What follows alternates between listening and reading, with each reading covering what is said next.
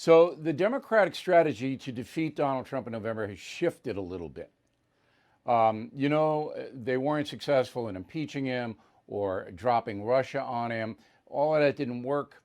They have a weak candidate, Joe Biden. There's nobody that thinks he's a strong candidate. So in order to defeat President Trump, there's got to be one real heavy hammer, and that's COVID. And this battle will be played out over the kids going back to school. I want to explain this very, very methodically, because it's very important that you understand what's happening. So the Washington Post despises Donald Trump and doesn't really report on him. It basically uses its power to disparage him.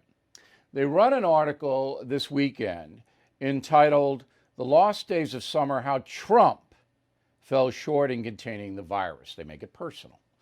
I'm going to read you one paragraph from the piece. Quote, "If the administration's initial response to the coronavirus was denial, its failure to control the pandemic since then was driven by dysfunction and resulted in a lost summer, according to a portrait that emerges from interviews with 41 senior administration officials and other people directly involved in or briefed on the response efforts," unquote.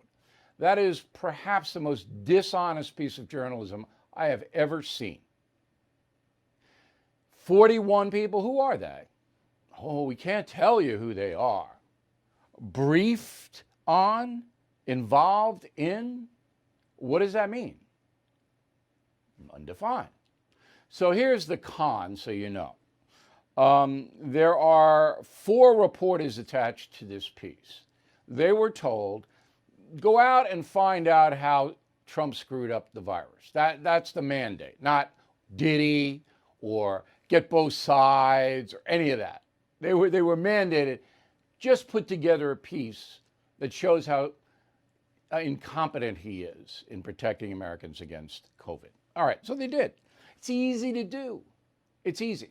So say I get 40 anonymous sources to talk about Joe Biden. And I can do that, especially if I had 3 Santa's helpers. I could do it. And I interview each and every one, which I think the Washington Post did. I don't think they're lying about the 41 anonymous sources. But then maybe one of the people I'm interviewing says 90% good things about Joe Biden and 10% bad. What do I use? I only use the bad. I don't use any of the good. That's the con, okay? So this is what they call a deep dive, which is, when you hear those words, deep dive, you know you're being conned right away. Because an investigation, a methodical investigation into anything, names names, provides documents, does all of that. This is a piece of garbage, all right? And it was only commissioned by the editors of the Washington Post. Again, they hate, and that I'm using that word literally, hate the man. And they'll do anything to get him out of office.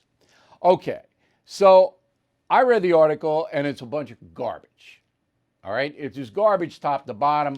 I threw it in the trash where it belongs.